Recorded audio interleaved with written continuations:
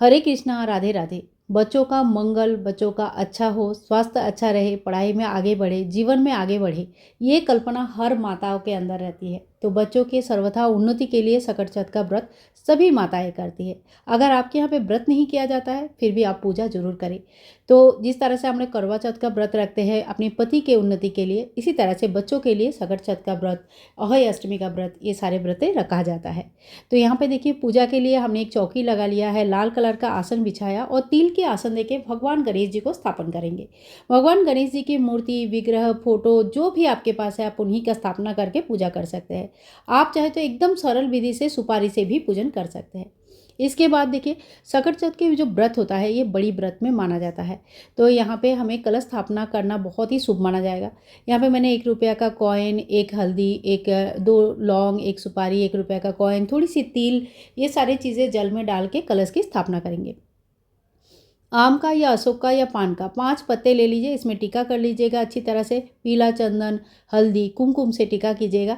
और देखिए, बहुत ही मतलब दिल से, बहुत ही प्यार से, प्रेम से हमें इस पूजा को करनी चाहिए, क्योंकि माताएं जब बच्चों के लिए कोई पूजा करते हैं तो बहुत ही प्रेम से पूजा करती है।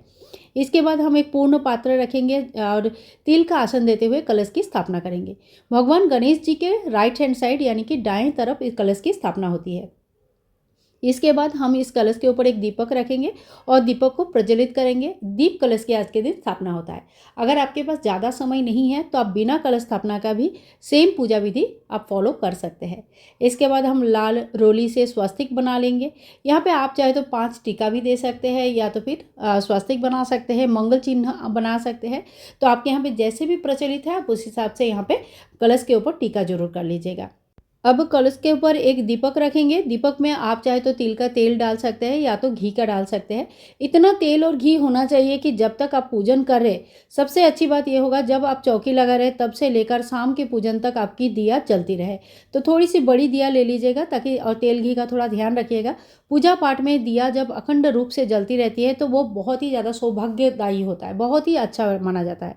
तो कोशिश कीजिएगा। इसके बाद देखिए, हम तिल के आसन देके गौरी गणेश जी को बैठा देंगे, यानी कि आपके मंदिर में जो अगर चांदी के, पीतल के, छोटे या सुपारी के बने हुए गौरी गणेश जी है जिनके आप रेगुलर बेसिस पे पूजा करते हैं, उनको भी स्थापना जरूर करें। इसके बाद थोड़ी सी जल का छिड़काव करते हुए हम गणेश जी को, गौरी माता को, सभी को स्नान करा देंगे। ओम गंग गणेशाय नमः, ओम गंग गणेशाय नमः, ओम गंग गणेशाय नमो नमः। इसके बाद हम दिया प्रज्वलित कर लेंगे। एक अखंड दिया का स्थापना आज के दिन आप चाहे तो कर सकते हैं। देखिए, दिया जो होता है ना, दिया प्रज्वलित करना बहुत ही ज़्यादा शुभ माना जाता है, अंधेरे में उजाला का प्रतीक माना जाता है। तो दिया को कोई छोटी बात मत समझिएगा।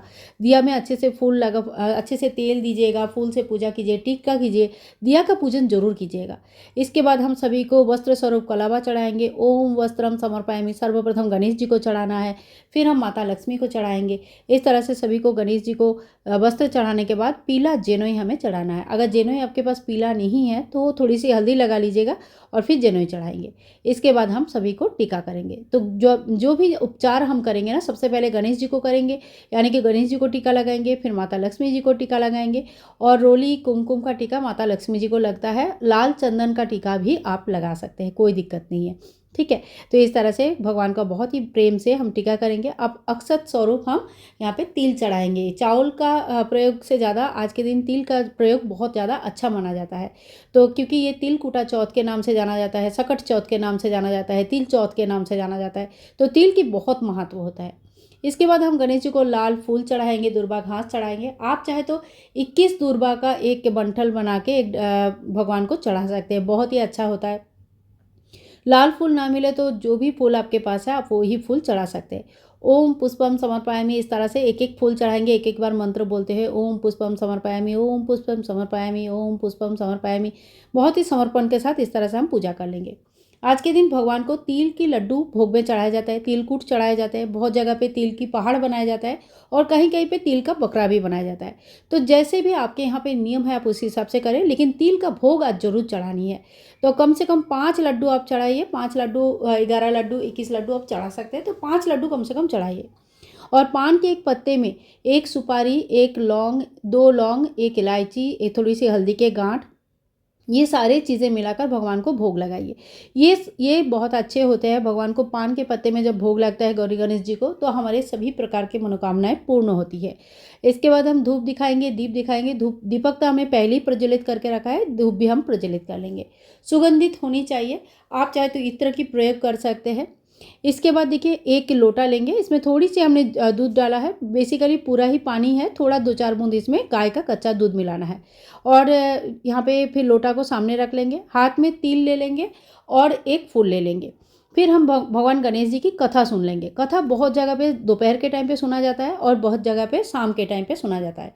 अगर आप लोग दोपहर को कथा सुनते हैं तो तिल के जो जल हमने बनाया, इसमें थोड़ी-सी तिल डाल देंगे और इस जल से सूर्य भगवान को अर्घ्य दे देंगे और शाम को चंद्रमा को अर्घ्य देने के लिए इसी तरह से एक बार दोबारा जल तैयार कर लेंगे।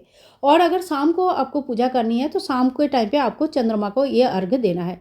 तो एक सफ़ेद फूल, थोड़ी सी ये जो दूध मिश्रित तिल मिश्रित जल है, ये जल ले लेंगे और चंद्रमा को देखते हुए अर्घ्य देना है। लेकिन आजकल जो है ना मौसम बहुत ख़राब है, अगर चंद्रमा नहीं भी दिखते हैं तो जिस साइड में आपके घर के जहाँ से चंद्रमा दिखते हैं वहाँ पे चंद्र उदय के जो समय होता है ना, आपके यहाँ पे जो भी समय होगा ये आपको गूगल में मिल जाएगा। आपके अलग अलग शहरों में थोड़ी सी टाइमिंग का डिफरेंस होता है, तो आप वहाँ से चंद्रोदय के टाइम देख के आप चंद्रमा अगर नहीं भी दिख रहा है तभी भी आसमान की तरफ देखते हुए आप भगवान को अर्घ्य दे सकते हैं। चंद्रमा को अर्घ्य देने के बाद ही हमारा व्रत जो है संपूर्ण होता है।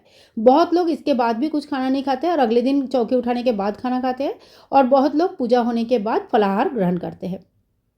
जो भी भोग प्रसाद आप ग्रहण करेंगे वो पहले भगवान को चढ़ाइए। बेर का भोग लगाना आज बहुत ही ज़्यादा शुभ माना जाता है। सुबह शाम दोनों टाइम भोग लगानी है। सुबह के टाइम जैसे हमने भोग लगा दिया, पूजा कर लिया, शाम के टाइम दोबारा हमें भोग लगानी है, आरती करनी है। ठीक है। इसके बाद शाम के जब एक बार भोग लग जाएगा, आरती हो जाएगी, इसके बाद हम कथा सुन लेंगे और फिर चंद्रमा को अर्घ्य देंगे और इसी तरह से हमारा पूजा संपूर्ण हो जाता है। इसके बाद आप बच्चों को टीका जरूर करें, माथा टेकाए भगवान के पास। और जो आरती है ये बच्चों को भी जरूर दीजिएगा, जल का छींटा दीजिएगा बच्चों के ऊपर भी। जो चंद्रमा के लिए दूध का वाला जल बना के रखा है, इसका छींटा दे के बच्चों को बहुत ही उनकी लंबी उम्र के लिए प्रार्थना करें। सो फ्रेंड्स, इसी तरह से सकट चौथ की व्रत रखा जाता है। कई जगह पे शादी होने के बाद ही पहले साल से ही इस व्रत को उठा लिया जाता है। अगर अभी तक आपने पूजा नहीं किया है फिर भी आप नया इस व्रत को उठा सकते हैं, कोई दिक्कत नहीं है। बच्चों को सर्वथा मंगल के लिए माता इस व्रत को करते हैं। और अगर आपके स्वास्थ्य ठीक नहीं है, व्रत नहीं कर पाएंगे, तो कथा जरूर सुने, पूजा जरूर करें और शुद्ध सात्विक आहार ग्रहण करके भी आप पूजन कर सकते हैं, कोई दिक्कत नहीं है। तो आज के लिए इतना ही। मिलूंगी नेक्स्ट वीडियो में, तब तक के लिए सकट चौथ की बहुत बहुत शुभकामनाएं।